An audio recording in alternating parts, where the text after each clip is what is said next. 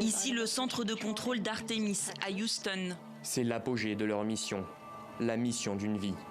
Nous venons de recevoir la confirmation que le vaisseau spatial Orion et son équipage sont officiellement entrés dans la sphère d'influence lunaire. Les 4 astronautes du vaisseau Orion seront ce lundi soir les premiers humains à survoler la Lune depuis 1972. 4 jours après leur départ de Cap Canaveral en Floride, ils arrivent enfin près de l'astre, après un voyage de près de 400 000 km. En chemin, l'équipage a déjà pu entrevoir des portions de la face cachée de la Lune, une première pour l'œil humain.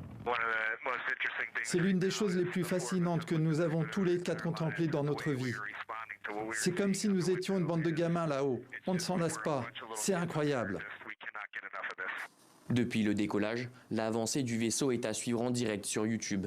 Et ce soir, ce sera sur la plateforme de streaming Netflix que les adeptes de l'espace pourront suivre le survol. Une volonté assumée par la NASA qui souhaite relancer l'intérêt à l'égard de la conquête spatiale. Notamment parce que cette mission, ce n'est que le début d'un projet d'envergure.